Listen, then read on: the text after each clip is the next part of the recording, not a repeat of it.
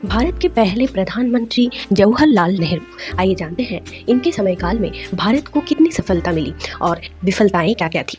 स्वतंत्रता के बाद जवाहरलाल नेहरू भारत के प्रथम प्रधानमंत्री बने। इस समय इनके नेतृत्व में भारत को कुछ सफलता अर्जित हुई थी। इनके उद्योग से भारत की अर्थनीति को मजबूत बनाने के लिए और जो पंचवर्षीय नीतियां ली गई थी उससे भारत की अर्थनीति में सुधार आया।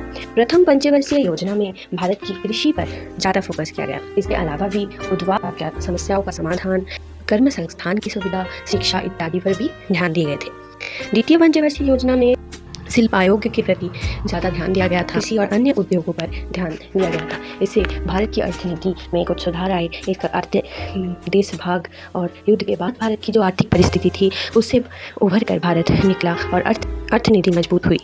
तो इन्होंने भारत के गणतंत्र को मजबूत बनाया था। दलित संप्रदाय, अन्य जो संप्रदाय थे जो तत्कालीन समय पर बहुत पीछे रह गए थे, उनको शिक्षा साथ ही सम्मान देना और धर्म संस्थान की व्यवस्था करना इत्यादि कर समाज में न्याय प्रतिष्ठा करने में नेहरू की भूमिका थी।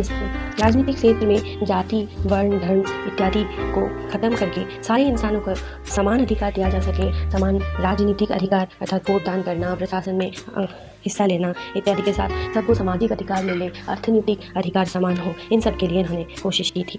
इन सब के लिए बहुत सी परिकल्पनाएं भी इनके समय में ली गई। संविधान में सबको समान अधिकार भी दिया गया था।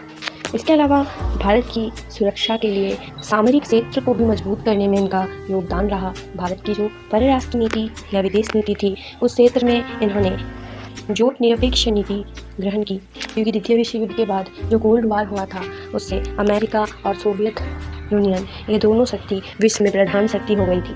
तृतीय विश्व के विभिन्न देश इन दोनों देशों में से किसी एक देश को चुनते और उसी ओर होते, लेकिन भारत ने पहले ठीक किया कि इन दो दलों में से कोई किसी भी शक्ति के साथ वो नहीं जुड़ेगा, क्योंकि इससे भारत की अर्थनीतिक व्यवस्था, राजनीति पर प्रभाव पड़ सकता है। इसीलिए वो निरपेक्ष रहेगा। तो ये निरपेक्षता नीति नेहरू के समयकाल में ही ली गई और इस नीति में इन्हीं का प्रभाव पड़ा माना जाता है। इस नीति का उद्भावन इन्होंने ही किया था। तो इसी तरह प्रशासन को सुदृढ़ बनाने में, अर्थनीति मजबूत करने में नेहरू की भूमिका रही है। इनके समयकाल में भारत को ये सब सफलताएं अर्जित हुई थी।